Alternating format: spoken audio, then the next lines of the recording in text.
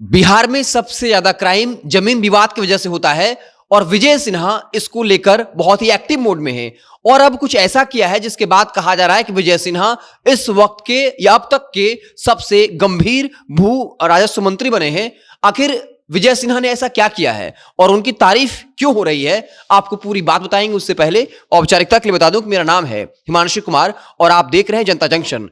जिस तरह से विजय सिन्हा एक्टिव हुए हैं और जमीन विवाद को निपटाने के लिए एक के बाद स्टेप ले रहे हैं और बाकायदा अंचलाधिकारियों डीएसएलआर की क्लास लगा रहे हैं, वो तो एक अलग बात है। लेकिन अब एक बहुत ही माइनर चीज किया है। बता दें कि जमीन विवाद में ऐसा है कि जो बहुत पुराना मामला होता है वो कैथी लिपि में उसका जिक्र होता है और इसी वजह से इस वक्त के अधिकारी उसको नहीं पढ़ पाते हैं और इस वजह से मामला अटका है। और अब विजय सिन्हा ने यह साफ तौर पे कह दिया है कि एक एक्सपर्ट्स की टीम बनाई जा रही है, उन लोगों को सिलेक्ट किया जा रहा है जिनको इस बारे में जानकारी है और इसके लिए जो अंचलाधिकारी हैं, अधिकारी हैं, उनकी ट्रेनिंग होगी ताकि वो कैथी लिपि में जो जमीन यानी जमीन के कागज पे जो लिखा हुआ है उसको पढ़ पाएं और उसका फिर सटीक हिंदी या इंग्लिश अनुवाद कर पाएं, जिससे जो है ये मामला सुलझ जाए। और इसी आधार पे ये कहा जा रहा है कि विजय सिन्हा इस वक्त वाकई में ये चाहते हैं कि जो उनको विभाग मिला है उसमें वो गंभीरता पूर्वक काम करें और वाकई में ये स्टेप बताता है कि विजय सिन्हा वाकई में जो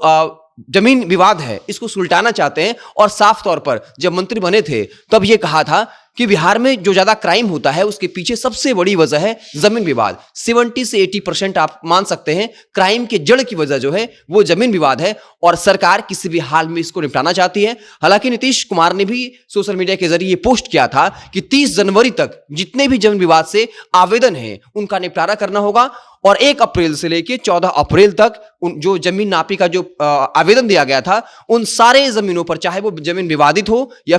फिर विवादित नहीं हो, उन जमीनों की नापी हो और 14 तारीख तक जो है जो प्रतिवेदन है उसको सरकारी वेबसाइट पर सरकारी कर्मचारियों को अपलोड भी करना होगा। और बाकायदा जब ये सीएम नीतीश के सोशल मीडिया से पोस्ट हुआ तब कहीं ना कहीं ये लगता है कि वाकई में सरकार जमीनी विवाद को लेकर काफी गंभीर है। सरकार ये जानती है कि जमीन विवाद से हर एक गांव में लोग प्रभावित हैं और ये करोड़ों की संख्या में है। ऐसे में अगर इन सारे मुद्दों को ज्यादा से ज्यादा मेहनत करके सुलझा दिया जाए तो जनता में एक नैरेटिव बनेगा कि वाकई में सरकार गंभीर है। और 2025 के विधानसभा चुनाव के बाद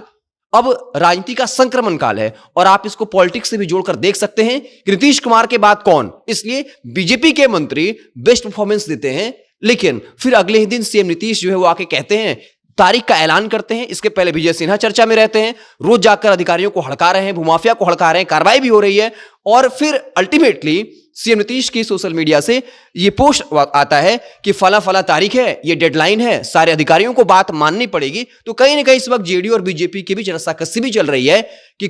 किस पार्टी के मंत्री कितना अच्छा परफॉर्मेंस दे पाते हैं। हालांकि जो कुछ भी हो फायदा इसमें जनता का है और साफ तौर पर विजय सिन्हा ने अब ये बात कही है कि अधिकतर मामला का निपटारा इसलिए नहीं होता था क्योंकि वो पुराना मामला था, वो कैथी लिपि में लिखा होता था और अब उस